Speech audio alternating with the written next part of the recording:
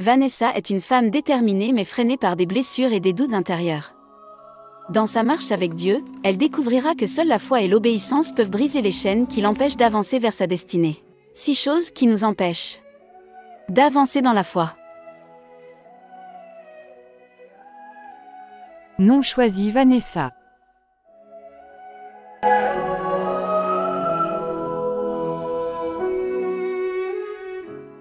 Tu avais l'air ailleurs depuis ce matin. C'est vrai, je réfléchissais trop, comme d'habitude. Tu me connais. Tu réfléchis ou tout t'inquiète? Ce n'est pas pareil. Je crois que j'ai toujours peur de ne pas être assez compétente ici, assez forte dans ma vie personnelle, et parfois, même avec ma foi, je doute. Vanessa, tu fais ton travail avec sérieux. Le patron l'a dit lui-même la semaine dernière. Pourquoi tu ne le crois pas? Parce que j'ai l'impression que si je réussis un jour, c'est par hasard, pas par mérite. Et puis, quand je prie, il y a cette voix en moi qui me dit, est-ce que Dieu m'écoute vraiment? Est-ce que je mérite son aide? Tu sais, ces doutes-là, beaucoup de gens le portent en silence. Mais ça ne veut pas dire que Dieu est absent. Peut-être que ton rêve d'enseigner la musique aux enfants, tu m'en parlais encore la semaine dernière, c'est déjà une graine qu'il a mise dans ton cœur. Oui, j'aimerais tellement aider les enfants à croire en eux à travers la musique, mais moi-même, je n'ai pas cette confiance. Comment leur transmettre quelque chose que je ne possède pas vraiment? Justement, c'est dans ta fragilité que tu peux les comprendre. Tu n'as pas besoin d'être parfaite. Tu as juste besoin de continuer à avancer, même un petit pas à la fois. Tu crois vraiment que Dieu peut utiliser quelqu'un comme moi, avec tous mes doutes? Je ne le crois pas, je le sais. Les doutes ne font pas de toi une moins bonne personne, ils font de toi une personne humaine.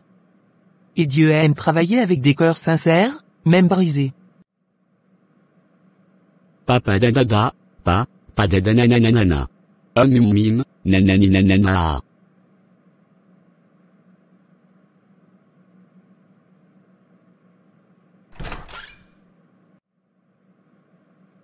Lucas, sérieusement, tu dégages toujours une énergie comme si tu revenais de vacances. Même au bureau, on dirait que rien ne t'atteint. Tu fais comment? Frère, c'est simple, je choisis la joie. La vie n'a jamais été simple pour moi, mais j'ai compris une chose, si tu ne décides pas toi-même de garder les lumières, les ténèbres te grignotent petit à petit. Tu parles avec une certitude, mais d'où ça te vient? De Dieu, Damien. Clairement. Tu sais, j'ai eu une enfance instable. Pas de maison fixe, pas de sécurité, parfois pas de quoi remplir l'assiette. Mais au milieu de tout ça, j'ai vu la main de Dieu. Quand tu n'as rien, tu apprends à reconnaître chaque petit miracle. Tu veux dire, que tu vois Dieu dans les détails du quotidien? Exactement. Un sourire d'un inconnu, un coucher de soleil après une mauvaise journée, une porte qui s'ouvre alors que tu croyais être coincé, tout ça, pour moi, c'est lui qui me dit, je suis là. Et tu sais quoi? Ça me donne une énergie folle. C'est pour ça que tu sembles toujours confiant? Bon, assez parlé de doute, parlons concret. Tu sais que la direction veut lancer le nouveau projet de sensibilisation? Oui, j'ai entendu, mais je croyais que c'était toi qui devais le présenter. C'était le plan, mais le chef pense que tu es la mieux placée. Tu as une vision plus humaine, et tu sais parler avec sincérité. Quoi? Moi? Mireille, non, je vais me tromper, oublier mes mots, bafouiller devant tout le monde. Arrête. Tu passes ton temps à rédiger les rapports les plus clairs du service, tu trouves toujours des idées pour simplifier ce qui paraît compliqué, pourquoi crois-tu que ça ne marcherait pas en présentation? Parce que, écrire, c'est différent. Quand je parle, j'ai l'impression que les gens voient mes failles, et si je perds mes moyens? Alors je serai là. On peut préparer ensemble. Et puis, tu n'as pas besoin d'être parfaite. Les gens retiennent l'authenticité plus que la performance.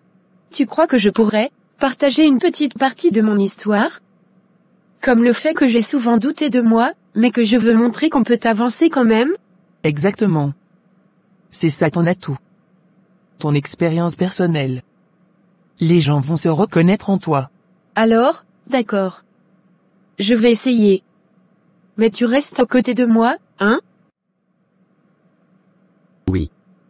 Mais attention, je ne dis pas que je n'ai pas de doute. J'en ai. Seulement, je refuse de les laisser gouverner ma vie. Si Dieu a soufflé sa vie en moi, c'est qu'il y a un but. Alors pourquoi marcher courbé par la peur? Non, moi je cours. Tu as cette façon de voir la vie comme une aventure, c'est rare. Mais c'est une aventure. Tu sais, quand je suis parti seul au Pérou, sans argent de côté, juste avec un sac et une vieille guitare, tout le monde m'a dit, tu es fou. Mais c'est là-bas que j'ai rencontré une famille qui m'a accueilli, nourri, et avec qui j'ai partagé ma foi. Si je n'avais pas osé, je serais passé à côté d'expériences qui ont marqué ma vie. Tu crois que c'est cette audace qui fait ta différence au bureau aussi? Évidemment. Quand le patron propose un projet risqué, je suis le premier à lever la main. Pas parce que je suis le plus compétent, mais parce que je crois que Dieu ouvre des portes quand tu as le courage d'y entrer. Mais tu n'as jamais peur de l'échec? Bien sûr que j'ai peur. Mais j'ai compris que l'échec, ce n'est pas une fin. C'est juste une étape. Chaque fois que je tombe, je me relève plus fort, avec une nouvelle leçon. Dieu n'attend pas de moi la perfection, il attend que je marche avec foi. Tu sais, moi, j'ai tendance à trop calculer. J'attends que tout soit sûr avant de bouger. Et c'est ça qui te retient, mon frère. La vie, ce n'est pas un plan Excel où tout doit être aligné. Si tu attends que toutes les conditions soient parfaites, tu ne vivras jamais rien de grand. Lance-toi, et laisse Dieu arranger le reste. Tu me fais réfléchir, Lucas. Peut-être que j'ai trop peur de lâcher le contrôle. Alors commence petit. Fais un pas, même si tu trembles. Dieu aime les cœurs qui osent. Regarde-moi, je n'ai pas tout, je ne suis pas le plus riche, ni le plus stable, mais je suis en paix. Parce que je sais que je marche dans ses plans. Je t'envie un peu, tu sais. Cette paix, cette joie, on dirait qu'elle ne te quitte jamais. Ce n'est pas qu'elle ne me quitte jamais, c'est que je choisis de les reprendre chaque matin. Quand j'ouvre les yeux, je dis, Seigneur, merci pour ce nouveau jour. Aide-moi à marcher avec audace et gratitude. Et crois-moi, ça change tout. Waouh, tu arrives à transmettre ton feu rien qu'en parlant. C'est ça, mon frère. La joie, c'est contagieux. Et tu sais quoi? Je crois que Dieu nous veut comme ça, vivants, pleins d'élan, pas écrasés par nos fardeaux. Tu as une vraie boule d'énergie, Lucas. Ça me donne envie d'essayer. Alors essaye. Ose un pas. Même petit. Et rappelle-toi, tu n'es pas seul. Dieu marche avec toi, à la vie, mon frère. À la foi. Et à toutes les belles aventures que Dieu nous réserve. Franchement Julien, je n'en peux plus, on vit ensemble, mais on dirait deux colocataires. Encore ça, Claire? Tu crois que je ne le vois pas? Mais tu ne comprends pas la pression que j'ai au travail. Et moi alors? Tu crois que je n'ai pas de pression? Je gère mes patients toute la journée, j'écoute leurs souffrances, et quand je rentre, j'ai juste besoin de parler à mon compagnon, mais toi, tu es ailleurs, tout le temps. Parce que je porte tout sur mes épaules. Tu veux qu'on ait une maison, une stabilité, un futur. Alors je me tue à travailler, mais ça ne suffit jamais à tes yeux. Ce n'est pas la maison qui m'intéresse, Julien. C'est toi. Ton attention, ton cœur. Je préfère un petit appartement et des soirées de complicité qu'une villa froide où je dîne seul devant Netflix. Tu crois que c'est si simple? J'ai grandi dans une famille où manquer d'argent, c'était la honte de chaque repas. Mon père me répétait, si tu ne gagnes pas bien ta vie, tu ne vaux rien. Alors oui, je bosse comme un fou. Mais c'est parce que je veux qu'on manque de rien. Mais moi, j'ai juste besoin de toi, Julien, pas d'un robot qui ramène un salaire. Tu crois que je ne t'aime pas? Je ne dis pas ça. Je dis que je me sens seul à côté de toi. Alors qu'est-ce que tu veux que je fasse, Claire? Arrêter de travailler? Tout lâcher? Je veux que tu m'écoutes. Que tu me regardes quand je te parle. Que tu me dises ça va aller quand je pleure après une journée difficile. Tu n'as pas besoin d'être parfait, tu as juste besoin d'être présent. Tu sais, j'ai du mal avec ça. J'ai appris à résoudre les problèmes par l'action, pas par les mots. Quand tu souffres, mon réflexe, c'est de trouver une solution matérielle, pas de te prendre dans mes bras. Et moi, je n'ai pas besoin de solution. J'ai besoin de sentir qu'on est une équipe. Sinon, on va droit dans le mur. Alors, prouve-le. Pas avec ton compte en banque, mais avec ton cœur. Vanessa? Tu es encore là? Oui, je voulais relire quelques notes pour le projet. J'ai du mal à partir tant que je sens que ce n'est pas clair dans ma tête. Toujours perfectionniste, hein? Moi, à ta place, j'aurais déjà filé depuis 1 heure. C'est bien là notre différence, j'ai toujours peur de laisser passer un détail. Et moi, j'ai toujours choisi de ne pas m'attacher aux détails. C'est marrant, non? On travaille dans le même service, mais avec 2 philosophies opposées. Pourquoi tu dis ça? Parce que ma vie entière est comme ça. J'ai grandi dans une famille où tout était incertain, on a déménagé 4 fois avant mes 12 ans, mon père changeait de travail tout le temps, alors j'ai appris à ne pas m'accrocher à ce que je ne pouvais pas contrôler. Je préfère avancer, quitte à improviser. Moi c'est tout l'inverse. Mon enfance a été stable extérieurement, mais à l'intérieur de moi, j'étais toujours inquiète. Même à l'école, j'avais peur de rater mes devoirs. Je me suis mise à croire que si je ne fais pas tout parfaitement, je vais décevoir. Tu vois, c'est ça qui me frappe chez toi. Tu es intelligente, créative, tu bosses dur, et pourtant, tu doutes de toi comme si tu étais toujours une débutante. Je ne sais pas, c'est comme une voix intérieure, qui me dit que je ne suis pas assez bien, pas assez forte, même pas assez croyante. Tu sais que je comprends ce que tu veux dire, mais d'une autre manière. Moi, j'ai fait le choix de vivre sans me soucier du assez. Quand j'ai fini mes études de communication, j'ai décidé de voyager. J'ai pris un sac, et je suis parti en Europe, puis en Amérique latine. J'ai fait des petits boulots, parfois rien à voir avec ma formation, et tu sais quoi? J'ai appris à me faire confiance dans l'incertitude. Tu sais, parfois, j'ai peur. Peur de ne pas être à la hauteur, peur que tu regrettes d'être avec moi. Mais pourquoi tu crois ça? Parce que tu es brillante, passionnée, tu parles avec tes patients avec une douceur que je n'ai pas, et moi, je me dis que je ne suis qu'un type stressé, qui court après des contrats. Chérie, ce n'est pas ta carrière que j'aime. C'est toi. Ton rire quand tu oublies tes soucis, ta manière de protéger ceux que tu aimes, même maladroitement. Mais je voudrais juste que tu me laisses entrer dans tes fragilités, au lieu de jouer toujours au rock inébranlable. Je vais essayer, Claire. Mais tu sais, c'est dur pour moi. Je sais. Et moi, je vais essayer d'être plus patiente. Mais promets-moi une chose, parlons, au lieu de laisser le silence nous détruire. Promis.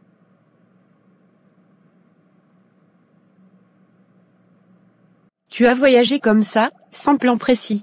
Oui. Ma mère me disait, Lucas, tu perds ton temps. Installe-toi, construis quelque chose. Mais moi, je voulais d'abord me construire moi-même. Découvrir le monde, rencontrer des gens, me planter parfois. J'ai appris plus dans ces années-là qu'à l'université. J'aimerais avoir ce courage. Ce n'est pas du courage, c'est un choix. Toi, tu as choisi la stabilité, moi l'aventure. Mais au fond, tu sais, on n'est pas si différents. Comment ça? Parce qu'au fond, on cherche la même chose, trouver du sens. Moi, je l'ai cherché à travers le mouvement, les voyages, les risques. Toi, tu le cherches dans la stabilité, dans la foi, dans les petits pas sûrs. Mais nos routes vont vers la même direction. C'est vrai, mais parfois, je me demande si je n'ai pas trop peur de sortir de ma zone de confort. J'ai ce rêve de donner des cours de musique aux enfants. Mais je n'ai jamais osé en parler trop fort, parce que je me dis que ce n'est pas réaliste. Et pourquoi ce ne serait pas réaliste? Tu sais combien d'enfants ont besoin d'un espace pour s'exprimer autrement que par des notes scolaires? La musique, ça guérit, ça libère. Tu pourrais avoir un vrai impact. Tu crois que je pourrais? Je n'ai aucun doute. Et c'est là notre différence encore, toi, tu attends d'avoir toutes les réponses avant de commencer. Moi, je me lance et je trouve les réponses en chemin. Oui, et moi, je me paralyse à force de douter. Écoute. La peur, c'est comme une ombre. Elle ne disparaît pas en la fuyant. Elle s'amincit seulement quand tu avances vers la lumière. Tu parles avec tellement de confiance, c'est impressionnant. Ne te trompe pas, j'ai mes propres doutes aussi. Mais j'ai appris à les regarder en face et à avancer malgré eux. Peut-être que toi et moi, on peut s'équilibrer, toi, avec ton sens du détail et de la profondeur, et moi, avec ma spontanéité et mon audace. Peut-être que tu as raison, peut-être que nos différences ne sont pas des faiblesses, mais des compléments. Exactement. Et qui sait? Peut-être qu'un jour, tu me montreras comment on enseigne la musique aux enfants, et moi, je t'apprendrai comment sauter sans trop regarder en bas. Marché conclu, mais à une condition, tu restes à côté quand je saute. Promis.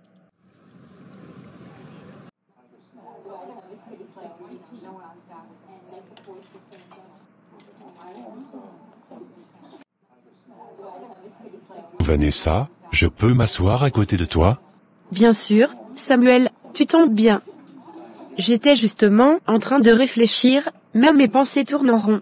Je vois dans tes yeux un poids que tu portes. Veux-tu m'en parler? J'essaie, mais j'ai l'impression que plus j'avance, plus je doute. Parfois je me demande si je mérite vraiment cette marche spirituelle. Et puis, j'ai tellement de méfiance en moi, comme une barrière invisible. Tu sais, le doute n'est pas forcément un ennemi. C'est souvent le signe que tu cherches la vérité profondément. Mais la méfiance, elle, peut devenir un mur si tu ne l'observes pas. Qu'est-ce qui nourrit cette méfiance en toi? Les gens. J'ai été trahi, blessé. Alors je me protège. Même dans ma relation avec Dieu, parfois je me demande si je peux vraiment lui faire confiance. Je sais que ça paraît absurde, mais... Ce n'est pas absurde. Beaucoup de personnes projettent sur Dieu les blessures que les humains leur ont infligées. Mais Dieu n'est pas un homme pour mentir ni pour trahir. Ta douleur est réelle, mais elle ne définit pas sa fidélité. Alors pourquoi je sens toujours ce frein? Parce que tu veux tout contrôler.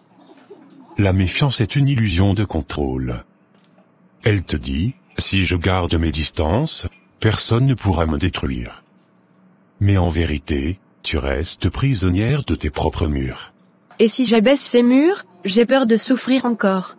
Tu ne peux pas aimer sans risque. Tu ne peux pas grandir sans oser. Dieu ne promet pas que personne ne te fera mal, mais il promet de ne jamais t'abandonner. Le secret, Vanessa, ce n'est pas d'éviter la douleur, mais d'apprendre à ne plus en être esclave. Comment je fais ça? Commence par lui confier tes blessures, comme tu le fais avec moi maintenant. Parle-lui de tes doutes sans filtre. Et chaque fois que la méfiance te bloque, rappelle-toi, celui qui est en moi est plus grand que tout ce qui peut me blesser dehors. Tu sais, je crois que je n'avais jamais vu les choses comme ça. Alors aujourd'hui, fais un petit pas. N'attends pas de ressentir la confiance parfaite pour avancer. Avance, et la confiance grandira en chemin. D'accord. Je vais essayer, un pas à la fois. Merci, Samuel. C'est tout ce que Dieu demande, un pas sincère. Le reste, c'est lui qui le construit. Tiens, je me suis dit que tu pourrais avoir besoin d'un peu de réconfort. Tu sembles absorbé dans tes pensées. Si. Merci, Lucas. C'est vrai. Je réfléchis beaucoup, trop même. J'ai ce projet en tête depuis des semaines, et je n'arrive pas à prendre une décision. J'ai peur de me tromper, d'échouer, et parfois même de ne pas être assez proche de Dieu dans ce que je fais. Je comprends, tu sais, quand on est comme ça, indécis rempli de doutes, ça nous empêche de réussir. Ce n'est pas seulement au niveau professionnel, mais aussi personnel et spirituel.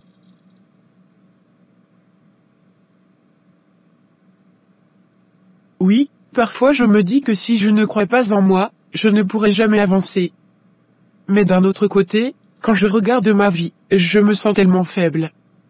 Je me demande si Dieu peut vraiment m'utiliser, moi. Écoute-moi bien. Dieu peut t'utiliser malgré tes doutes, et surtout à cause de tes doutes. Parfois, ce que tu crois être une faiblesse devient une force. Regarde-moi, parfois, je sens que je pourrais perdre ma confiance en moi, que je ne serai pas capable d'accomplir ce que j'ai promis. Mais j'ai appris à trouver toujours un moyen de rester actif, de me rappeler de ma croyance et de mon estime de moi. Comment tu fais ça? Je veux dire, moi, quand je doute, je me bloque complètement.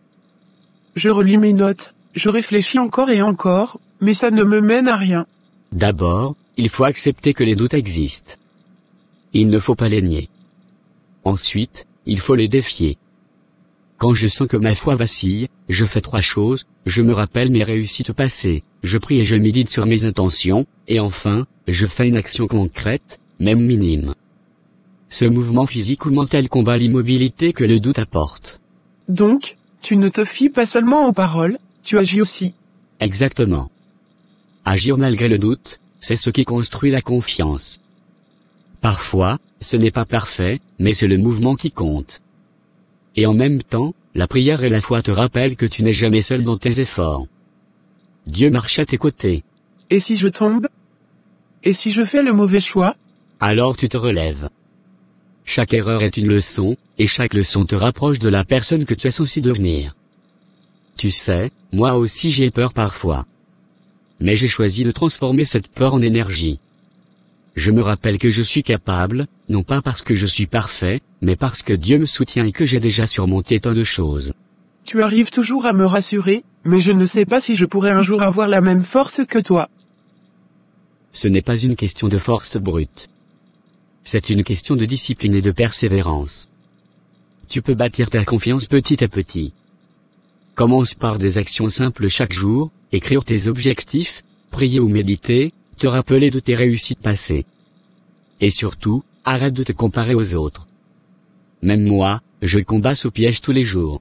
Alors, si je prends juste un petit pas chaque jour, ça peut marcher? Oui, un pas chaque jour. Et chaque pas nourrit ta foi, ton estime de toi, et ton courage.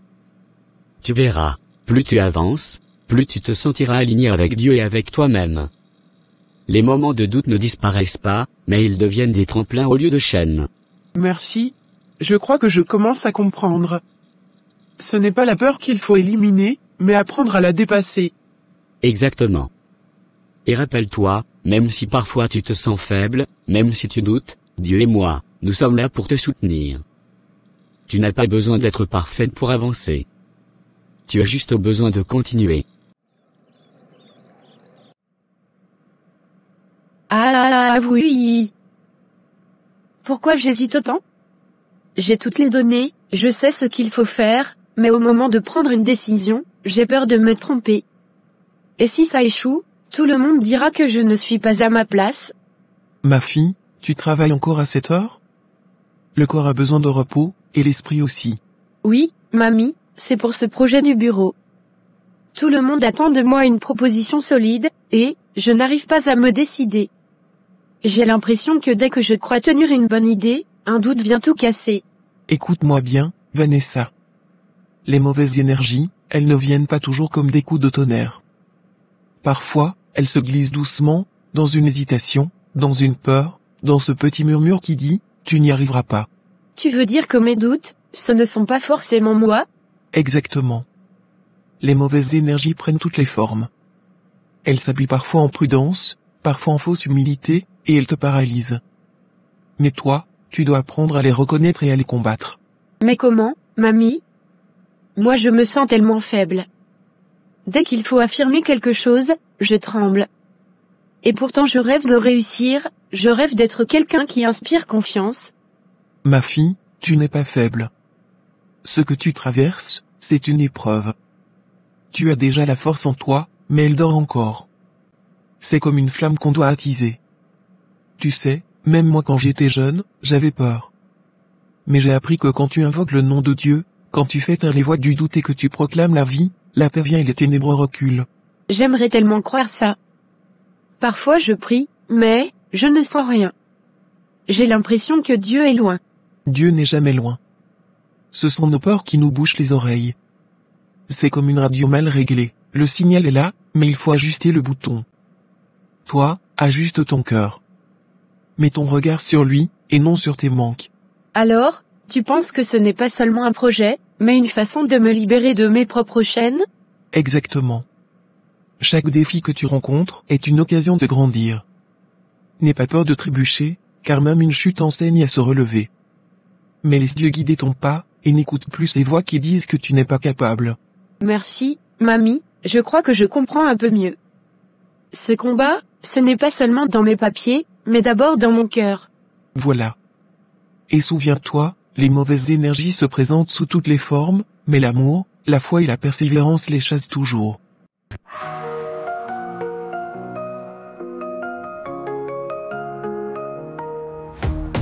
Mes idéaux sous l'écran, elles brillent comme des diamants.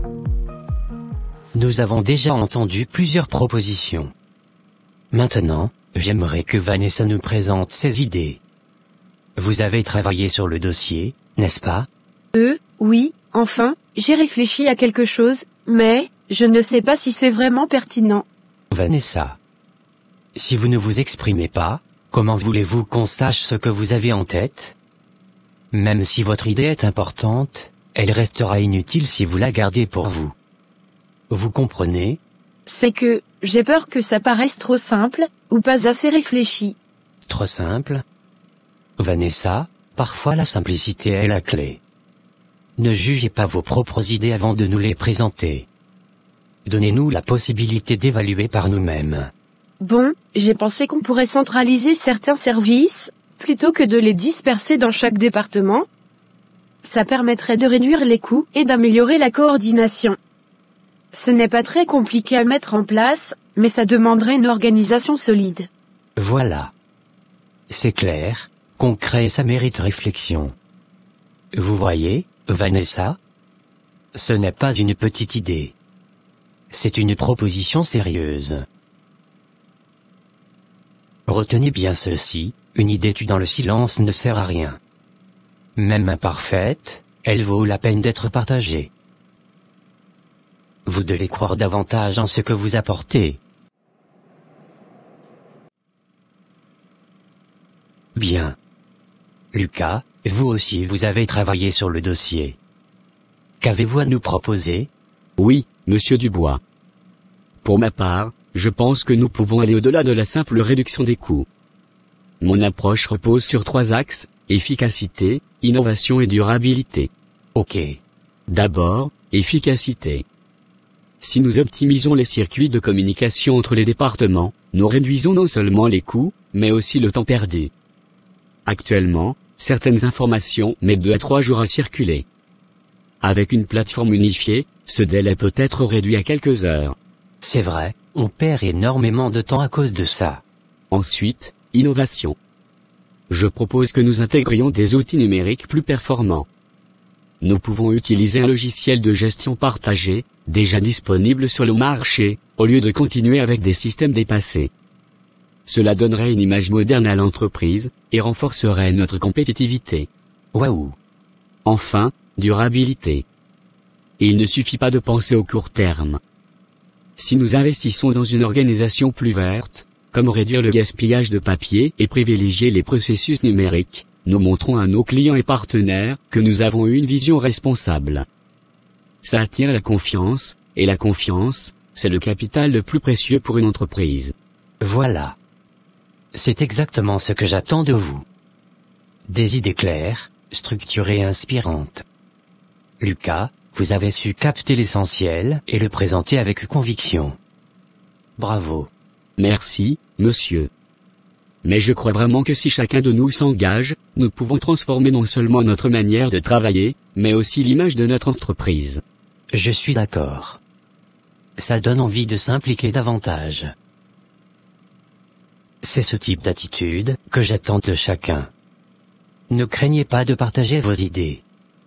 Vous voyez la différence, Vanessa a proposé une piste précieuse, Lucas a présenté une vision structurée, et les deux sont importants. C'est ainsi que nous avançons. Claire, tu as l'air bien concentrée, comment avance ton rapport? Oh, ça va.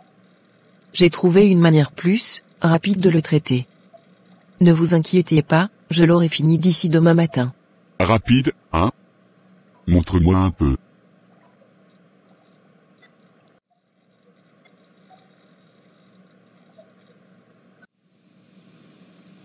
Alors, Vanessa, tu sembles bien pensive. Qu'est-ce qui se passe dans cette petite tête? Oh, rien de spécial, enfin si, mais, je me sens inutile. Pendant la réunion, j'ai parlé, mais comparé à Lucas, mes mots semblaient vides. Lui, il était brillant, sûr de lui.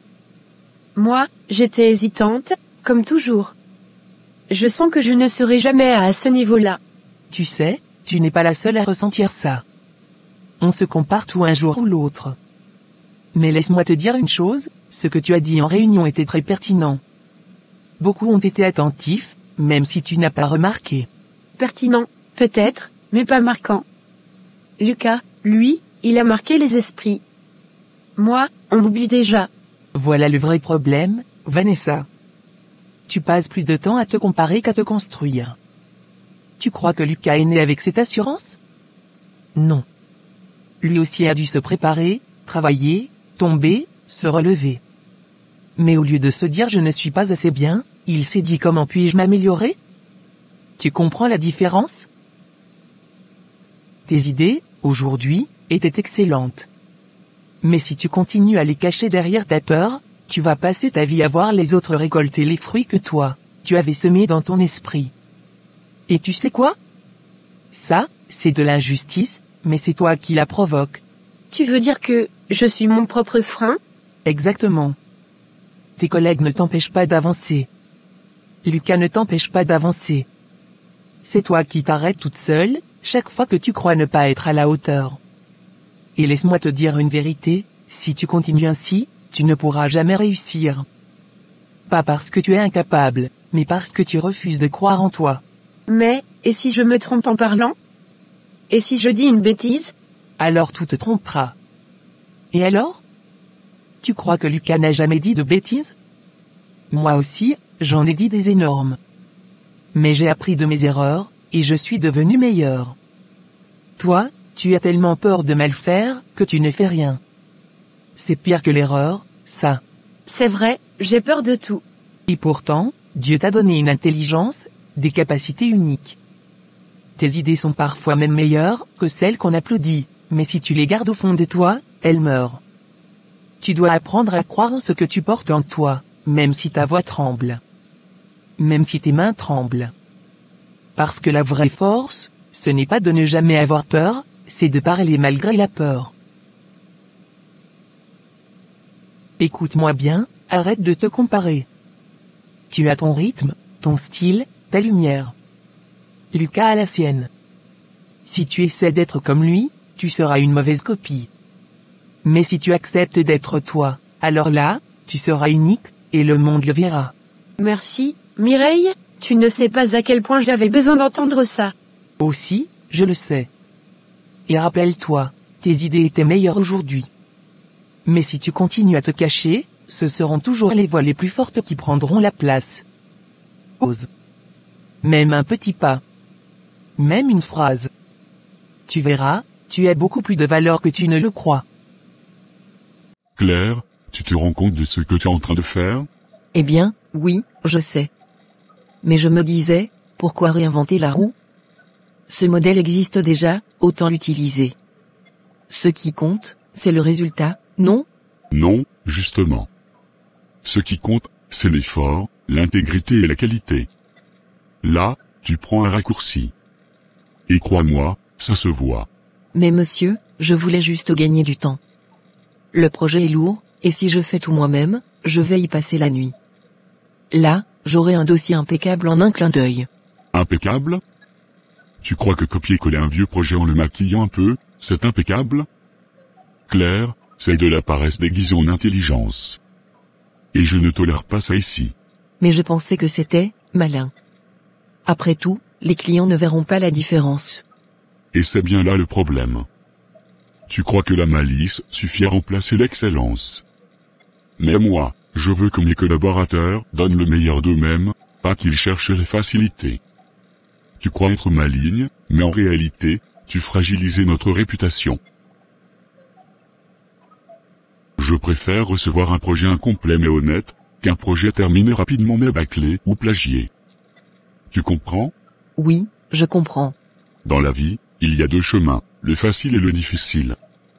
Le facile séduit sur le moment, mais il expose toujours la vérité plus tard.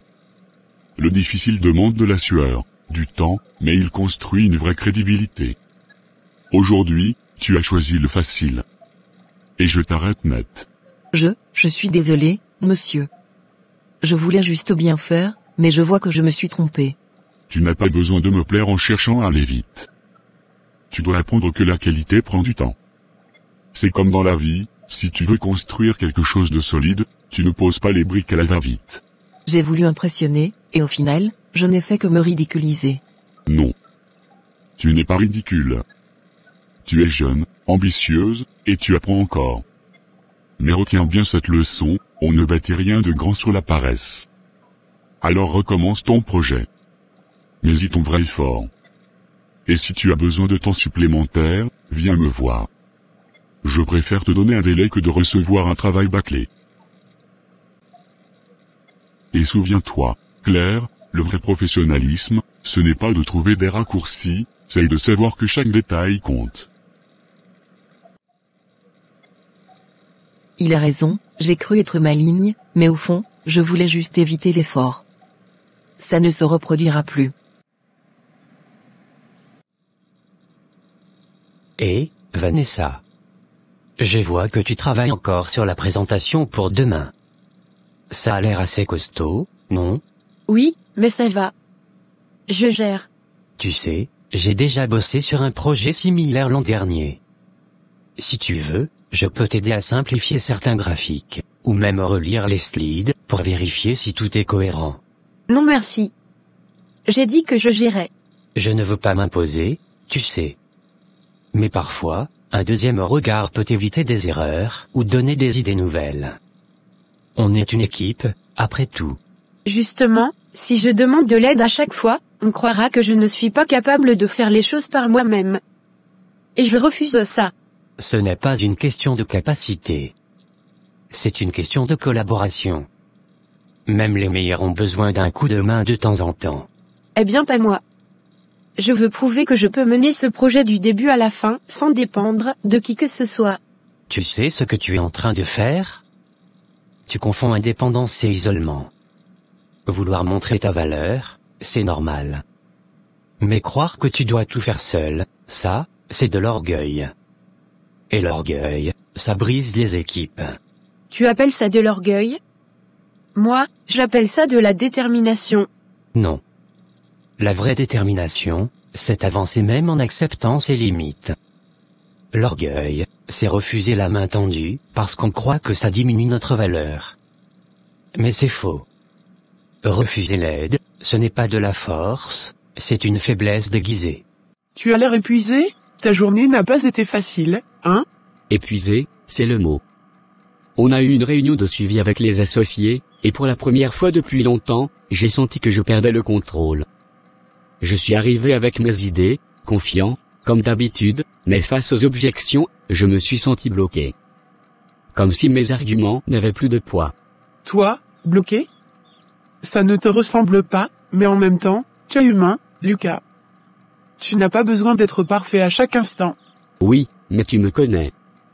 Je me dis toujours que je dois tenir bon, convaincre, montrer l'exemple. Aujourd'hui, j'ai eu l'impression que ma confiance n'était qu'une façade. Une seule objection, et j'ai vacillé. C'est justement ça, la vraie confiance, accepter qu'il y aura des secousses. On croit toujours que la confiance, c'est ne jamais trembler. Mais parfois, c'est avancer malgré le tremblement. Tu as raison, mais sur le coup, j'ai ressenti une peur que je n'avais pas connue depuis longtemps. Comme si, et si je n'étais pas aussi solide que je le croyais? Écoute-moi. La confiance n'est pas une garantie de ne jamais échouer. C'est une assurance intérieure que, même si tu tombes, tu as la force de te relever. Et toi, tu l'as toujours prouvé. Tu es tombé avant, et tu t'es relevé. Tu crois vraiment? Parce que là, je me sens, comme un imposteur. Oui, je le crois. Et arrête avec ce mot, imposteur. Tu as travaillé dur pour être là où tu es. Tu as toujours mis ton cœur dans ton travail. Et tu sais pourquoi tu tiens? Parce que tu ne te fies pas qu'à toi-même. Ta force vient aussi de Dieu. Tu sais, quand j'étais bloqué aujourd'hui, j'ai eu un réflexe étrange, dans ma tête, j'ai prié rapidement. Comme si je demandais à Dieu de me donner les bons mots.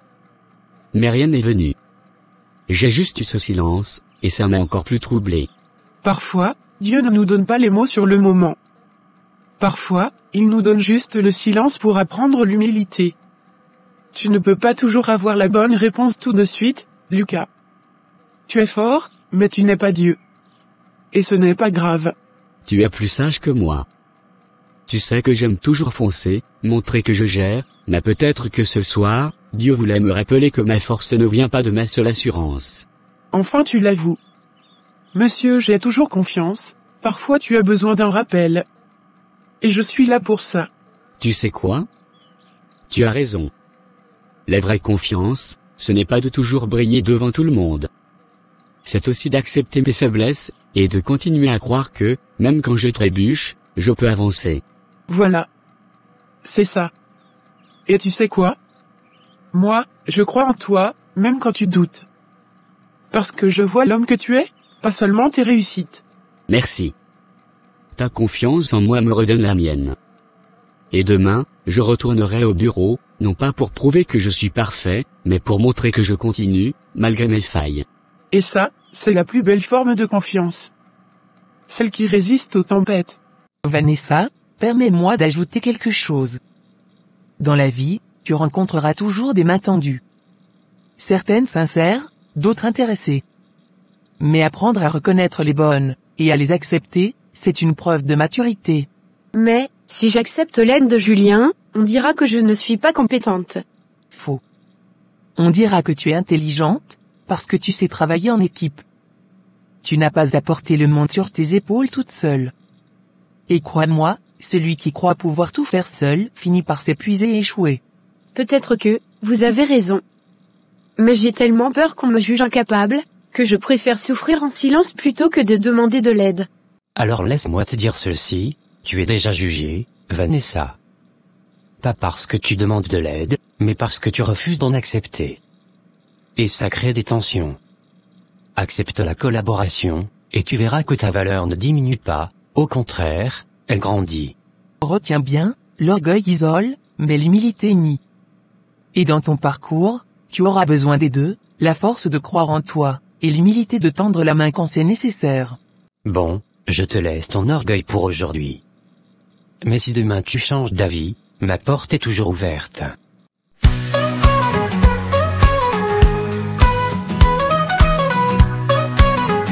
Vanessa, je voulais te voir au sujet du rapport que tu m'as remis hier.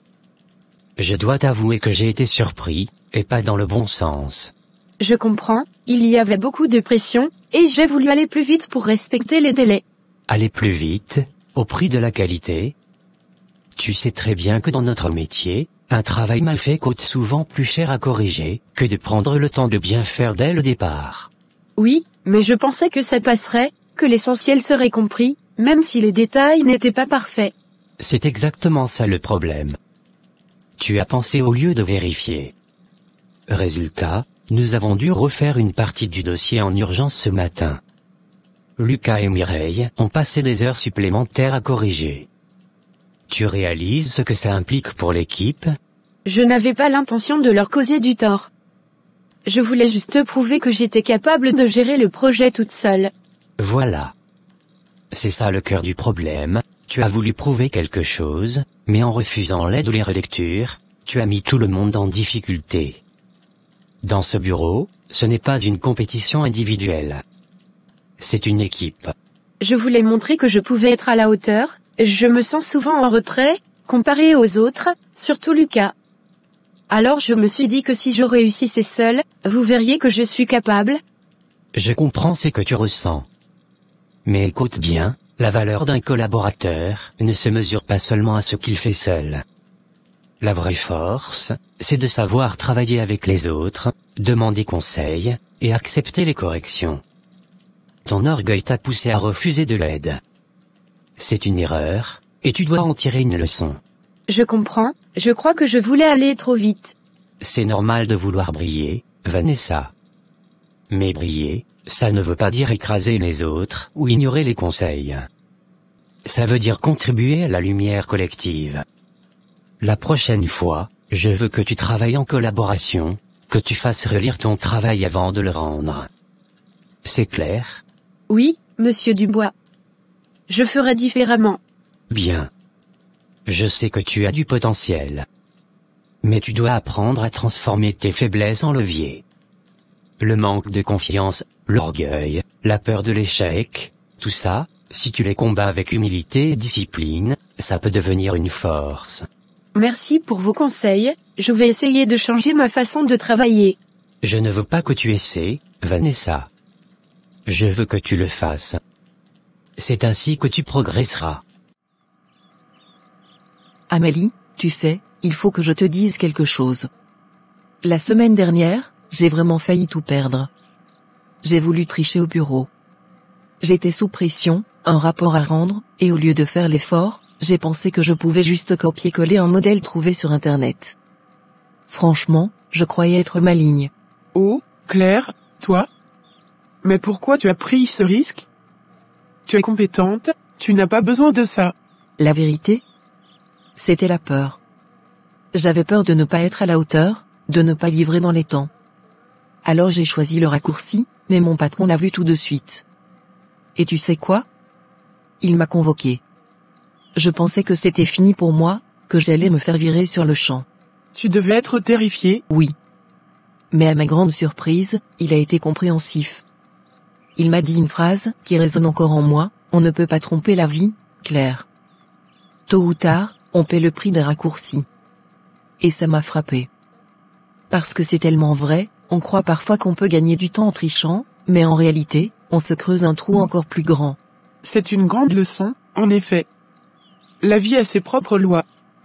Et même si les gens ne voient pas tout de suite, il y a toujours un moment où la vérité éclate.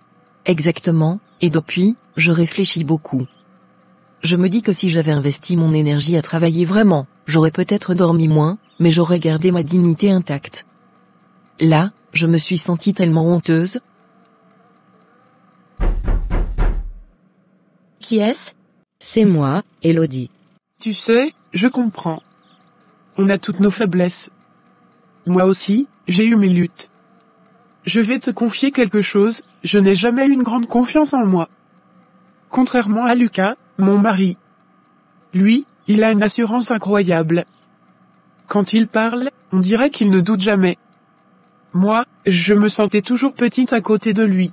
Vraiment? Mais tu sembles si posée, si sûre. C'est parce que j'ai beaucoup appris en l'observant. Tu sais, le simple fait de vivre auprès de lui, de le voir chaque jour affronter la vie avec foi et confiance, ça m'a changé. Il m'a souvent répété, Amélie, si tu ne crois pas en toi, qui le fera à ta place? Et tu sais quoi? C'est contagieux, cette attitude. Quand tu fréquentes des gens positifs, leur énergie finit par déteindre sur toi. Oui, ça prouve bien que nos fréquentations façonnent notre vie. Si on reste trop avec des personnes négatives ou qui choisissent la facilité, on finit par faire comme elles. Mais si on s'entoure de gens qui tirent vers le haut, on peut devenir meilleur nous aussi. C'est ça. La Bible dit, les mauvaises compagnies corrompent les bonnes mœurs. Mais l'inverse est vrai aussi, les bonnes compagnies élèvent nos standards. Lucas m'a appris, sans même le vouloir, que la confiance en soi vient aussi de la foi en Dieu et d'un choix conscient de ne pas céder à la peur. J'aimerais vraiment apprendre à faire ça. Je crois que c'est mon défi, arrêter de chercher les raccourcis, et commencer à travailler avec discipline et foi. Parce que, tu sais, cette expérience m'a montré que je ne veux plus jamais ressentir cette honte. Et tu n'as pas à porter ce poids toute seule, Claire. Tu peux t'appuyer sur Dieu, mais aussi sur des amis sincères. Je serai là pour te rappeler que tu as les capacités. Et Julien aussi, même si parfois les couples se chamaillent, je sais qu'il croit en toi. Merci, Amélie. Tes paroles me font du bien. Je me rends compte que j'avais besoin de vider mon cœur et d'entendre ça, tu as raison, on récolte ce qu'on sème. À partir d'aujourd'hui, je veux semer l'effort, la discipline et la confiance. Voilà l'esprit. Et rappelle-toi, les erreurs ne sont pas une condamnation, mais une leçon. Ce qui compte, c'est de ne pas les répéter. Tu sais, je crois que cette discussion m'a donné un nouveau souffle. Tu as raison, je peux transformer cette chute en tremplin. Merci d'être là. C'est ce que font les vrais amis. Et puis, qui sait? Peut-être que dans quelque temps, c'est toi qui viendras m'encourager quand je faiblirai. La vie, c'est ça, se relever ensemble. Elodie, qu'est-ce que tu fais ici? Je voulais te voir. On ne s'est pas parlé depuis longtemps, et il fallait que je vienne. Alors? Qu'est-ce que tu veux me dire? Je sais que tu m'en veux encore, pour ce qui s'est passé il y a des années. Et tu as raison. J'ai été injuste, égoïste, je t'ai trahi. Mais je veux vraiment qu'on parle, que tu m'écoutes au moins une fois. Tu crois qu'il suffit de venir ici, de t'asseoir, et de dire je suis désolé, pour effacer tout ce que tu as fait? Non, je sais que ce n'est pas suffisant. Mais je ne veux plus que ce mur reste entre nous. Vanessa, tu es ma sœur. Je t'aime. Tu m'aimes? Tu m'aimais aussi quand tu m'as tourné le dos au moment où j'avais le plus besoin de toi? Quand maman était malade et que j'ai dû tout gérer toute seule parce que madame préférait suivre ses envies et oublier la famille? Je n'ai pas su être là. J'étais jeune, perdue, je voulais fuir la douleur. Et toi, tu as porté un poids énorme que je n'ai pas eu le courage d'assumer. Mais ça ne veut pas dire que je ne t'aimais pas. Tu m'as laissé seule. Et pire, tu as osé prendre la défense de ceux qui me blessaient. Tu savais ce que papa me disait, comment il me rabaissait, et tu riais avec lui pour ne pas te faire remarquer. Tu m'as humilié devant les autres. Je sais, et je regrette tellement. J'avais peur, Vanessa. Peur de m'opposer à lui, peur de subir la même chose. Alors je me suis tue, ou pire, j'ai suivi le mouvement. C'était lâche, mais je n'arrête pas d'y penser depuis toutes ces années. Et moi, j'ai dû apprendre à me construire avec ces cicatrices. Chaque fois qu'au travail je doute, que je n'ose pas parler, c'est parce que je revois ces moments. Ces regards de mépris, ces rires, ton silence, comment veux-tu que je te pardonne? Marie-Louise, parfois, j'ai l'impression que ma vie est suspendue. Comme si rien n'avance, comme si tout était bloqué. J'essaie de faire des efforts, mais je reviens toujours au même point. Et franchement, je me demande si ça vaut encore la peine. Oh Élise, tu parles comme si ton avenir était déjà terminé. Mais écoute-moi bien, ce n'est pas parce que les choses ne vont pas à la vitesse que tu veux que ta vie est suspendue. Dieu n'a pas appuyé sur pause pour toi. C'est peut-être une étape, une préparation. Oui, je comprends ce que tu dis, mais quand je prie, je me sens toujours vide après. Comme si mes prières ne montaient pas plus haut que le plafond. C'est là ton erreur, Élise. Prier, ce n'est pas simplement dire des mots et continuer à entretenir des pensées négatives. Non. Prier, c'est se connecter à Dieu, lui confier ses fardeaux, et ensuite choisir de croire que quelque chose va changer. Tu ne peux pas prier et rester dans la négativité, sinon tes prières deviennent des plaintes. Mais comment tu veux que je pense positif alors que tout autour de moi est noir? Mes finances sont dans le rouge, mes relations ne tiennent pas, et je n'ai plus la force de me battre? Justement, c'est dans les moments les plus noirs qu'il faut allumer la lumière. Penser positif, ce n'est pas nier la réalité, c'est choisir de regarder au-delà de ce que tu vois. Regarde, même dans la nuit, les étoiles brillent. Dieu veut que tu t'accroches à ce qui est encore possible, pas à ce qui est déjà cassé. Tu as toujours les bons mots? Ce ne sont pas mes mots, Élise. Ce sont des vérités qu'on oublie trop souvent. La Bible dit, quand je suis faible, c'est alors que je suis fort. Pourquoi? Parce que ce n'est plus nous qui portons le fardeau, mais Dieu. Toi, tu t'épuises parce que tu veux contrôler tout, et quand ça ne marche pas, tu tombes dans la négativité. Mais lâche prise, Élise. Lâche et fais confiance. Tu penses vraiment que Dieu peut encore faire quelque chose pour moi? Pas quelque chose, Élise. Il peut tout changer. Mais ça commence par ton état d'esprit. Crois que tu n'es pas abandonné. Crois que ta vie n'est pas suspendue, elle est en transition. Et quand tu pries, prie avec foi. Ensuite, lève-toi avec une pensée positive, quelque chose de bon est en train de se préparer pour moi. Tu sais, tu me donnes envie d'essayer autrement. Peut-être que je dois arrêter de prier comme si je récitais des plaintes et commencer à prier comme si je remerciais déjà pour ce que je vais recevoir. Voilà. Tu as compris. C'est ça la vraie prière. C'est l'espérance, c'est remercier d'avance, c'est choisir la paix au lieu de la peur. Crois-moi, si tu changes ton regard, même les choses autour de toi commenceront à changer. Merci, mon ami. Je crois que j'avais besoin de t'entendre aujourd'hui. Tu es comme une bouffée d'air frais dans ma vie. Et toi aussi, tu seras une bouffée d'air frais pour quelqu'un un jour. Il faut juste que tu retrouves ta force et ta foi. Tu n'es pas suspendu, Élise. Tu es en train d'être repositionné. Je ne peux pas effacer le passé, Vanessa. mais je veux être là maintenant. Laisse-moi au moins essayer de réparer, même si je sais que je n'y arriverai pas complètement. Réparer? Comment? Les années perdues, la confiance brisée, tu crois que ça se recolle aussi facilement? Non, mais je peux être présente aujourd'hui. Je peux t'écouter, te soutenir. Je peux prouver que j'ai changé. Mais pour ça, il faut que tu acceptes de me donner une chance. Tu demandes trop. Mon cœur est fatigué.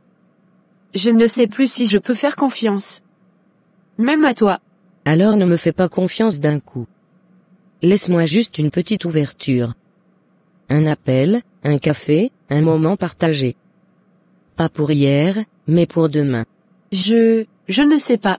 Tu n'as pas besoin de décider maintenant. Mais sache que je suis là. Et je ne fuirai plus.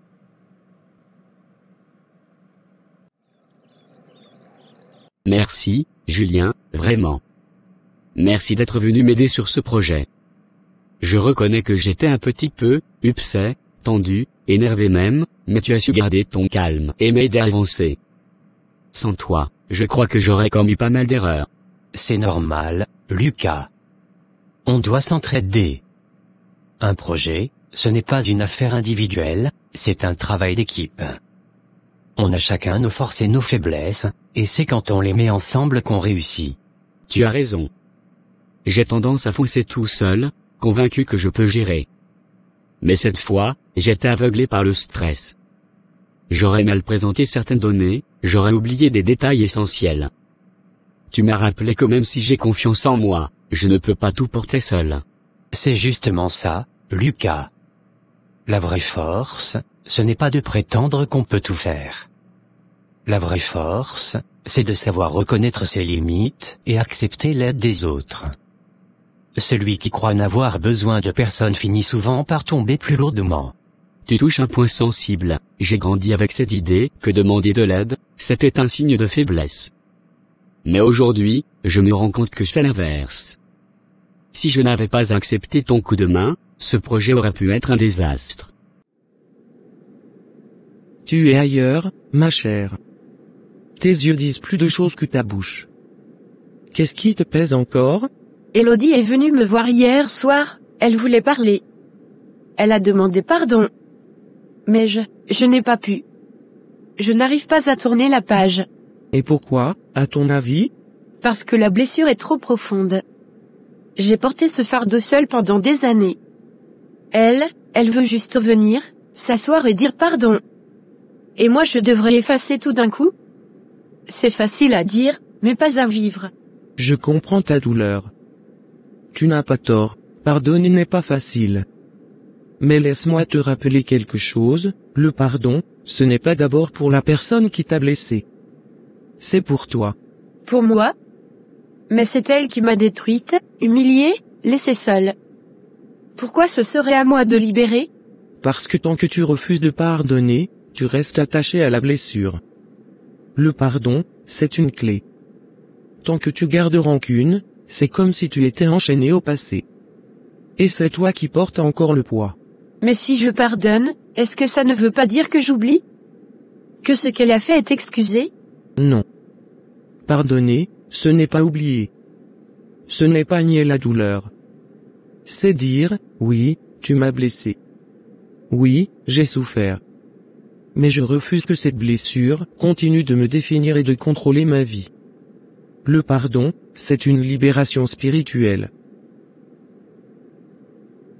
Éphésiens 4h31-32, que toute amertume, toute animosité, toute colère, toute clameur, toute calomnie et toute espèce de méchanceté disparaissent du milieu de vous.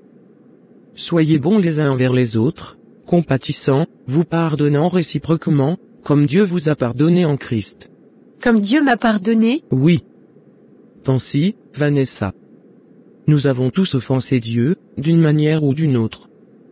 Pourtant, en Jésus-Christ, il a choisi de pardonner, de nous laver, de nous restaurer. Si Dieu, parfait et saint, a pu nous pardonner des fautes immenses, ne pouvons-nous pas, à notre tour, pardonner à ceux qui nous ont blessés? Je veux, mais je n'arrive pas. Chaque fois que je vois Elodie, c'est comme si les souvenirs revenaient. Les moqueries, les humiliations, son silence quand j'étais seule, comment effacer ça? Tu n'as pas à effacer. Mais tu peux confier ta douleur à Dieu. Le pardon, ce n'est pas une émotion, c'est une décision. Tu ne dis pas je ressens que je pardonne, tu dis je choisis de pardonner, même si mon cœur tremble encore. Et ensuite, tu demandes à Dieu de guérir les cicatrices. Tu crois que je peux vraiment changer, Sarah? Que je peux être libérée de ce poids? J'en suis certaine. Mais il faudra prier, persévérer, parfois recommencer à décider de pardonner chaque jour. Jésus a dit en Matthieu 18h21-22, quand Pierre lui demandait, « Seigneur, combien de fois pardonnerai-je à mon frère, lorsqu'il péchera contre moi? Serait-ce jusqu'à 7 fois ?» Jésus lui dit, « Je ne te dis pas jusqu'à 7 fois, mais jusqu'à 70 fois 7 fois. » 70 fois 7? Oui. Ça veut dire, sans limite. Pas parce que c'est facile, mais parce que c'est la seule voie pour vivre libre, légère, et avancer. J'ai peur, Sarah, peur de pardonner et d'être encore blessée. Peur que si je lâche ma colère, je sois vulnérable. Le pardon ne te rend pas faible. Il te rend forte. La rancune, c'est une chaîne. Mais le pardon, c'est une armure spirituelle. Tu n'es plus esclave du passé. Tu deviens maîtresse de ton cœur. Alors, tu seras là pour moi si je l'essaie? Toujours. On priera ensemble, on lira la parole ensemble. Tu n'as pas à porter ce fardeau seul. Dieu est avec toi, et moi aussi. Eh bien, tu viens de découvrir une des grandes règles de la vie, l'humilité précède la réussite. On ne peut pas exceller dans tout, et c'est pour ça que Dieu nous place dans des environnements où nos compétences se complètent. Tu sais, tu m'inspires. Je me rends compte que je dois apprendre à être plus ouvert, moins orgueilleux. Parce que, soyons honnêtes, si j'avais fait à ma manière, j'aurais foncé droit dans le mur. L'orgueil, c'est comme un voile, il nous empêche de voir nos erreurs. Mais l'humilité, elle, ouvre les yeux. Et puis, on apprend toujours des autres. Regarde, moi aussi j'ai appris de toi aujourd'hui. Ta détermination et ta vision globale, c'est impressionnant. Ça m'a rappelé qu'il faut aussi parfois oser foncer, pas seulement calculer. Tu vois? Voilà pourquoi l'entraide est précieuse. On s'équilibre. Toi, tu es plus réfléchi, plus posé. Moi, je suis parfois trop impulsif. Mais ensemble, on a trouvé un juste milieu. Exactement. C'est comme deux pièces d'un puzzle, séparées, elles ne montrent rien de complet. Ensemble, elles forment une image claire. Merci encore. Ce projet, c'est autant ton mérite que le mien. Et crois-moi, la prochaine fois que je serai tenté de tout faire seul, je repenserai à cette journée. Voilà, c'est ça l'esprit. Tu sais Lucas, même les plus grands leaders ont besoin d'une équipe. Personne n'arrive au sommet sans soutien. Tu as raison. J'aurais dû comprendre plus tôt que reconnaître ses limites, ce n'est pas perdre de la valeur, mais en gagner. Parce que ça montre qu'on est assez intelligent pour chercher de l'aide quand il le faut. Exactement. L'orgueil nous isole, mais l'humilité nous rapproche des autres et nous permet d'aller plus loin. Eh bien, je crois que cette journée n'a pas seulement sauvé un projet, elle m'a aussi appris une leçon précieuse. Et ça, mon frère, ça vaut plus que tous les dossiers réussis.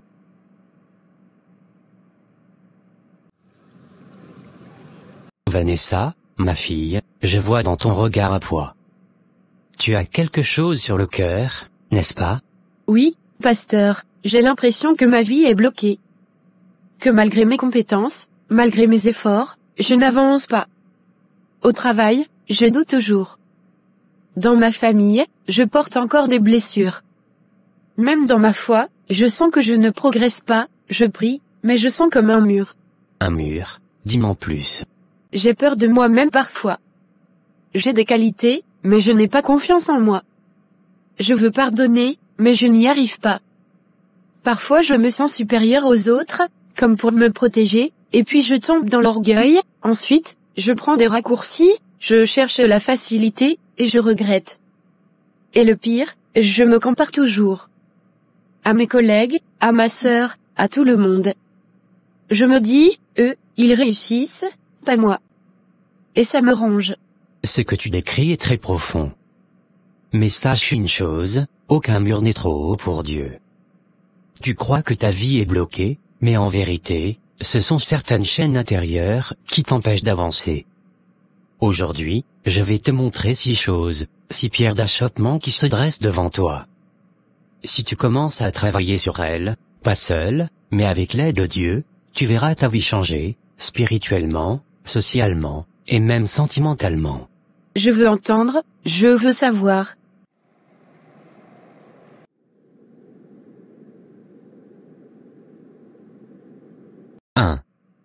Manque de confiance en soi et en Dieu. Vanessa, tu dis que tu n'as pas confiance en toi. Mais le vrai problème, c'est que tu n'as pas assez confiance en Dieu qui vit en toi. Quand tu doutes de toi, en réalité tu doutes de celui qui t'a créé. Tu es faite à son image, avec des dons uniques.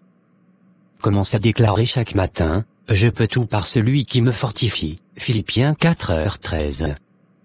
Ne regarde pas tes faiblesses, regarde sa force en toi. Je comprends, j'ai toujours cru que je devais tout faire seule. Non, ma fille. Avec Dieu, tu n'es jamais seule. 2. L'orgueil et l'arrogance. Tu m'as dit que parfois tu veux montrer que tu es meilleur que les autres. C'est un piège subtil. L'orgueil te fait croire que tu es forte, mais en réalité il te rend fragile, parce qu'il t'isole. La parole dit, Dieu résiste aux orgueilleux, mais il fait grâce aux humbles, Jacques 4, 6. Humilie-toi, Vanessa. Reconnais que tu as besoin des autres. Travaille avec eux, non contre eux. L'humilité ne t'abaisse pas, elle t'élève. 3. La tentation de la facilité. Prendre des raccourcis, ma fille, c'est bâtir une maison sur du sable. Ça peut tenir un moment, mais au premier vent, tout s'écroule. Le succès durable se construit avec effort et vérité. Jésus lui-même a dit, « Entrez par la porte étroite » Matthieu 7h13. Le chemin difficile mène à la vie. Choisis la rigueur, même si c'est dur. Tu récolteras une paix durable. C'est vrai, j'ai souvent cherché le plus simple. Et après, j'ai tout perdu. Alors choisis la vérité, même si elle coûte. Elle rapporte plus qu'un gain rapide. La difficulté à pardonner. Tu portes encore des rancunes, surtout envers ta sœur. Tu crois que garder cette colère te protège. Mais en réalité, elle t'emprisonne. Le pardon ne justifie pas le mal, il libère ton cœur. Jésus, sur la croix, a dit, « Père, pardonne-leur, car ils ne savent ce qu'ils font » Luc 23h34. S'il lui a pardonné l'impardonnable, pourquoi pas toi? Pardonne, Vanessa, pas pour elle, mais pour toi, pour être libre. C'est difficile, tellement difficile. Oui, mais avec l'Esprit de Dieu, tout est possible. Patience et persévérance. Tu veux tout vite. Tu veux que tes prières soient exaucées immédiatement, que ton travail soit reconnu tout de suite. Mais Dieu travaille dans le temps. L'or ne se purifie pas en un jour. La Bible dit, « Mais celui qui persévérera jusqu'à la fin sera sauvé » Matthieu 24h13. Sois patiente, Vanessa. Ne te décourage pas quand ça prend du temps. La persévérance bâtit ton caractère. La comparaison avec les autres. Enfin, tu te compares trop. À Lucas, à tes collègues, à ta sœur. Mais chacun sa course, chacun son appel. Quand tu regardes les autres, tu détournes tes yeux de ce que Dieu veut faire avec toi. Galates 6, 4 dit, que chacun examine ses propres œuvres, et alors il aura de quoi se glorifier pour lui seul, et non par rapport à autrui. Fixe tes yeux sur ton chemin, ma fille. Le tien est unique. Pasteur, c'est comme si vous aviez décrit ma vie. Chaque mot, chaque point, c'est moi. Mais que dois-je faire maintenant? Décide aujourd'hui de commencer. Pas avec tes forces, mais avec l'aide de Dieu. Travaille sur ces 6 points un par un. Prie, écris-les, médite-les. Et chaque jour, avance d'un pas. Je ne te dis pas que ce sera facile. Mais je te promets que ce sera libérateur. Merci, pasteur. J'ai l'impression de voir enfin une lumière.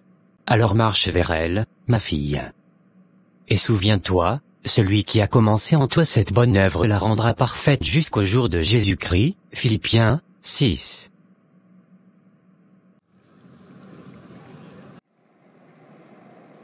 Maintenant je comprends. Oui, je comprends. Toute ma vie, j'ai cru que c'était les autres qui m'empêchaient d'avancer. Mon patron, mes collègues, ma famille parfois, mais en vérité, c'est moi. C'est moi qui me retiens. Si je veux vraiment réussir dans la vie, je dois apprendre à pardonner. Oui, pardonner. Même si ça fait mal. Même si je me dis qu'ils ne méritent pas mon pardon. Parce que le pardon, ce n'est pas pour eux, c'est pour moi. C'est ma liberté. Tant que je garde ces rancunes, je suis prisonnière. Et puis, je dois arrêter d'avoir peur. La peur m'a tenue par la gorge trop longtemps. Peur de l'échec. Peur de ce que les autres vont penser. Peur de ne pas être assez, mais si je continue comme ça, je n'avancerai jamais. Alors, à partir d'aujourd'hui, je choisis de foncer. Même si je tremble, je foncerai. J'ai des compétences. J'ai des dons. Je n'ai pas été créé pour rester dans l'ombre des autres. J'ai ma propre lumière. Mais pour que cette lumière brille, je dois croire en moi, et surtout croire en Dieu. Parce que sans lui, toute confiance est fragile. Oui, je dois aussi travailler mon orgueil. Arrêter de croire que je peux tout faire seul. Reconnaître que j'ai besoin des autres, que demander de l'aide n'est pas une faiblesse, mais une force. Seigneur, aide-moi à rester humble. Plus de raccourcis. Plus de facilité. Non. Je choisis le chemin de l'effort, même si c'est plus long, même si c'est plus dur. Parce que je veux être fière de moi, pas honteuse comme la dernière fois. Et puis, assez de comparaison. Pourquoi je me compare toujours à Lucas, à Mireille, aux autres? Chacun a son chemin. Moi, j'ai le mien. Dieu m'a donné un appel unique, alors pourquoi perdre du temps à regarder ce que les autres font? Non, je vais courir ma propre course. Seigneur, je t'en prie. Aide-moi à appliquer tout ça. Aide-moi à pardonner. Aide-moi à croire. Aide-moi à rester patiente, persévérante, humble. Donne-moi la force d'arrêter de me comparer, et remplis-moi de courage pour foncer. Oui, je sens que quelque chose change déjà en moi. C'est le début, je le sais. Vanessa, tu es en train de renaître. Tu ne seras plus la même après aujourd'hui. À partir de maintenant, plus d'excuses. Plus de peur. Plus de rancune. Seulement la foi, le pardon, et le courage. En route vers une nouvelle vie.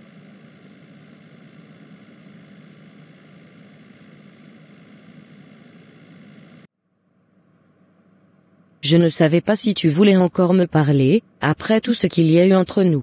Tu sais, Elodie, j'ai beaucoup réfléchi ces derniers jours. J'ai compris que garder la colère et la rancune ne fait que me détruire à l'intérieur. Vanessa, je n'ai jamais voulu te blesser. C'était de la maladresse, de l'incompréhension. Je t'aime, tu es ma sœur. Moi aussi je t'aime. Peut-être qu'on s'est laissé emporter par nos différences, par des malentendus. Mais au fond, ce n'était pas de la haine, juste une barrière qu'on avait construite sans s'en rendre compte. Exactement. Je pensais que tu m'en voulais, alors je me suis éloignée. Et toi, tu pensais que je t'avais trahi. Mais maintenant, je choisis de te pardonner. Pas seulement pour toi, mais aussi pour moi. Parce que je sens qu'en laissant tomber ce poids, je respire à nouveau. Tu ne sais pas combien ça me soulage d'entendre ça. J'avais tellement peur de t'avoir perdu à jamais. Non, tu ne m'as pas perdu. On a juste eu besoin de passer par ce chemin pour comprendre qu'on doit mieux communiquer, mieux s'écouter. Tu as raison. C'était juste un manque de compréhension, rien de plus. Et parfois, on dramatise trop. Oui, et regarde maintenant, je me sens légère, comme si une porte venait de s'ouvrir. Merci de m'avoir pardonné, Vanessa. Promis, je ferai tout pour qu'on ne laisse plus de malentendus nous séparer. Et moi aussi, je promets d'être plus patiente et d'écouter avant de juger.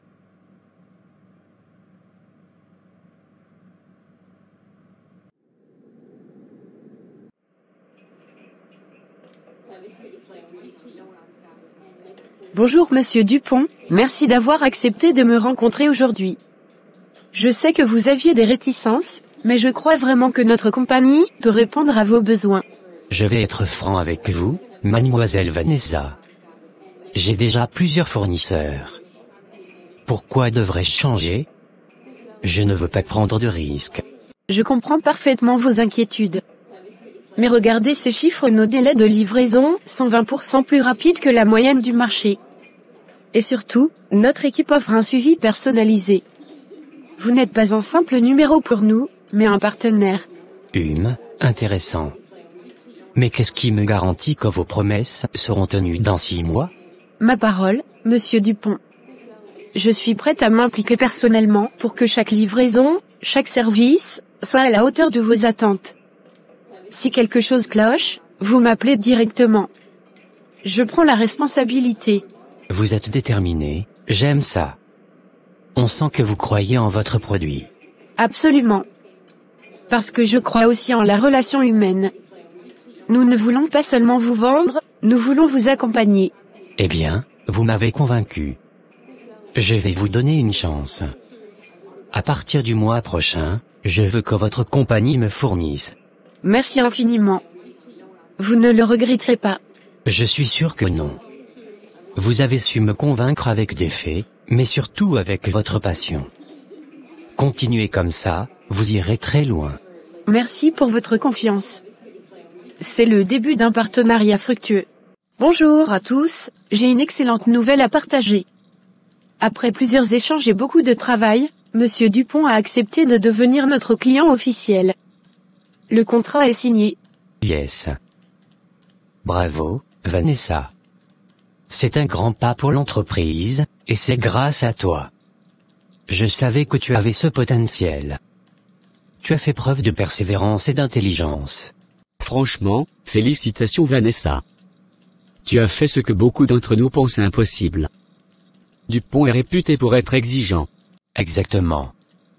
Ce n'est pas un client facile à convaincre. Tu as marqué un grand coup.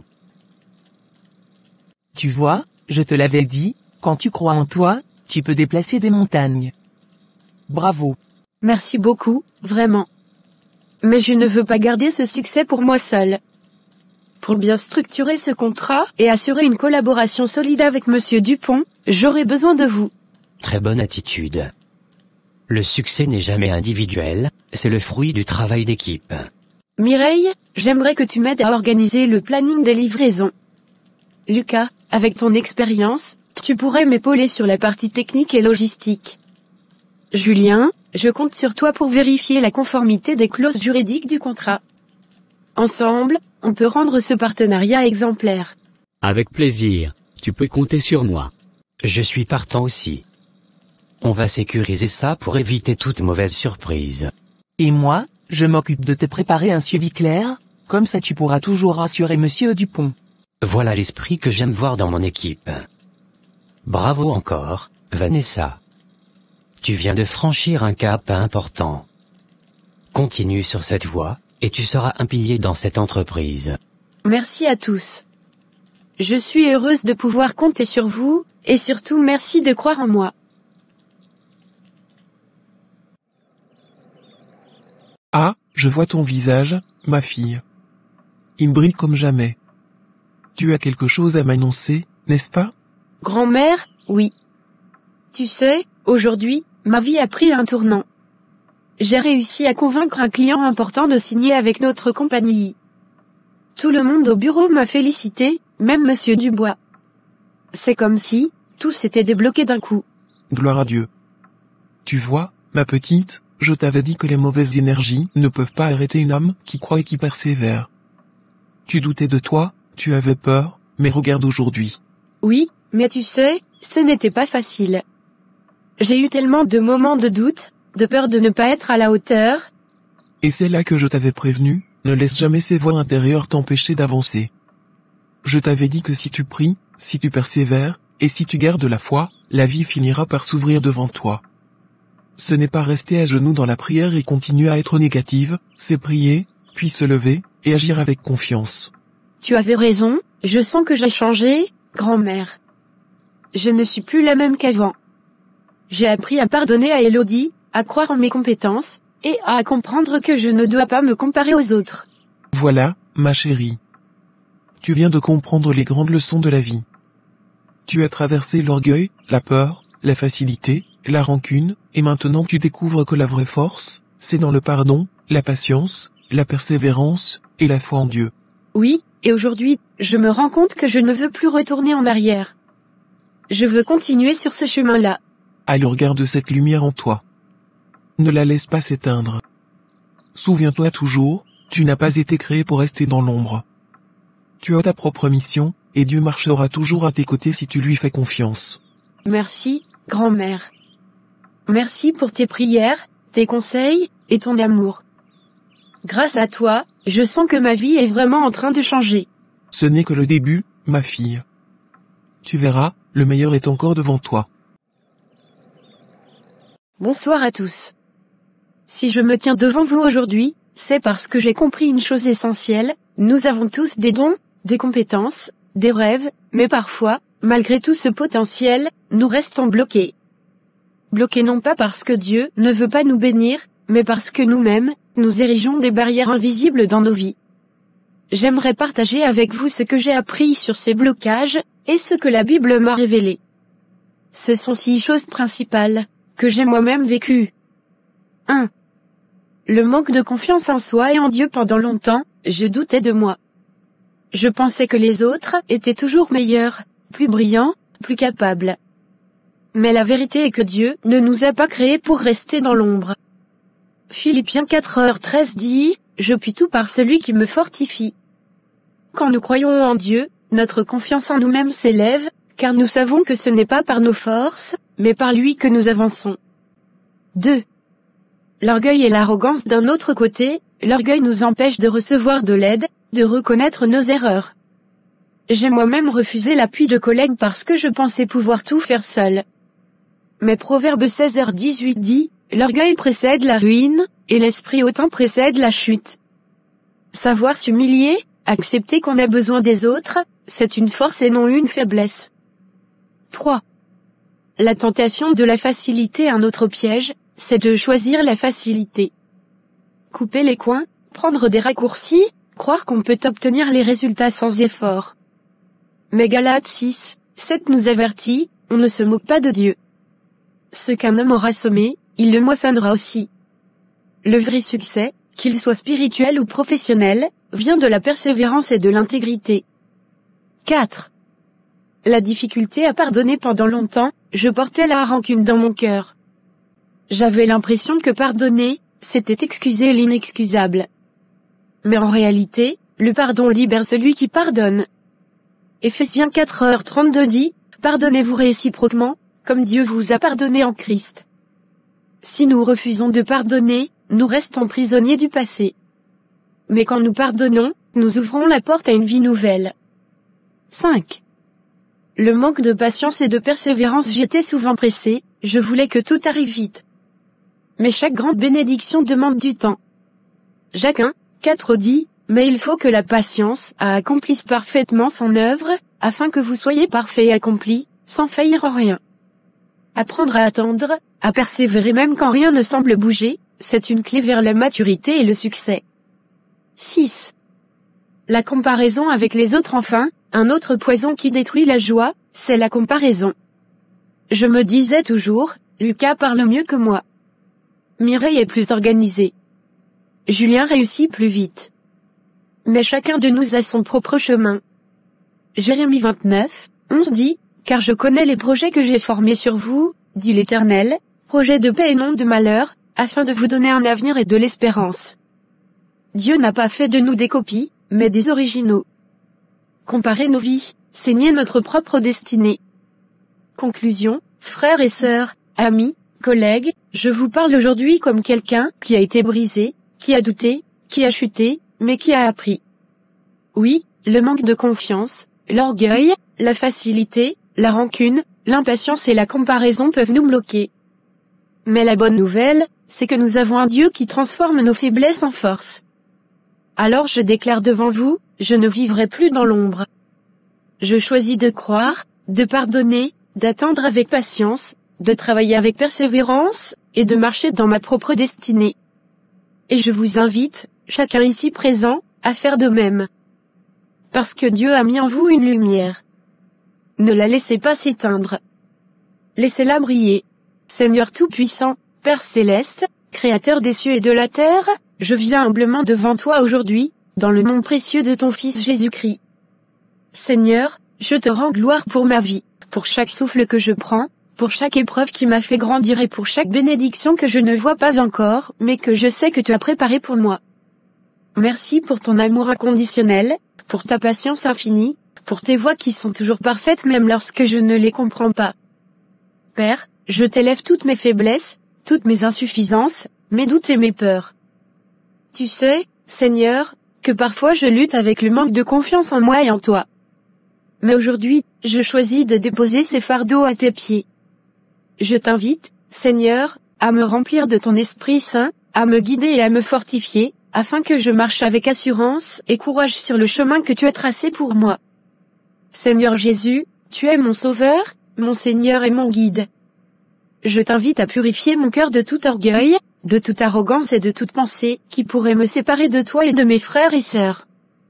Apprends-moi l'humilité, Seigneur, et donne-moi la sagesse de reconnaître mes limites, d'accepter l'aide que tu mets sur ma route et de travailler main dans la main avec ceux que tu as placés pour m'accompagner. Père, je t'apporte aussi les blessures de mon passé, toutes les rancunes et les amertumes que j'ai portées. Je choisis, aujourd'hui, de pardonner comme tu nous as pardonné. Libère mon cœur, Seigneur, afin que je puisse avancer, sereine, sans chaîne, avec la paix qui vient seulement de toi. Seigneur, je t'invite à m'accorder la patience et la persévérance. Aide-moi à ne pas abandonner lorsque le chemin semble long ou difficile. Rappelle-moi que la véritable réussite n'est pas toujours immédiate, mais qu'elle vient à ceux qui persévèrent dans la foi et dans le travail honnête. Dieu Tout-Puissant, éloigne de moi la comparaison, les jalousies et la peur de ne pas être assez. Montre-moi que je suis unique, que j'ai une destinée précieuse, que tu m'as créé pour briller dans ma propre lumière, selon tes plans parfaits. Seigneur, bénis ma famille, mes amis, mes collègues et toutes les personnes autour de moi. Que ta paix les enveloppe, que ton amour les soutienne et que ton esprit les guide chaque jour. Père, je t'élève toutes mes réussites, Seigneur, et je t'en remercie. Mais je t'invite à continuer à me conduire dans ton plan parfait. Que chaque action que j'entreprends soit pour ta gloire, que chaque parole que je prononce inspire et bénisse, et que ma vie entière devienne un témoignage vivant de ton amour et de ton pouvoir. Et Seigneur Jésus, je te prie encore, continue à marcher avec moi, à éclairer mon chemin, à protéger mes pas, à ouvrir les portes que personne ne peut fermer et à fermer celles qui ne sont pas pour moi. Aide-moi à rester fidèle, même face aux épreuves, et à toujours marcher selon tes préceptes. Je t'élève ce chant de gratitude, de foi et d'espérance. Reçois, Seigneur, mon cœur, mon esprit, mon corps et ma vie entière. Que tout ce que je fais reflète ton royaume, ta gloire et ton amour éternel. Au nom puissant et glorieux de Jésus-Christ, je t'élève cette prière. Amen.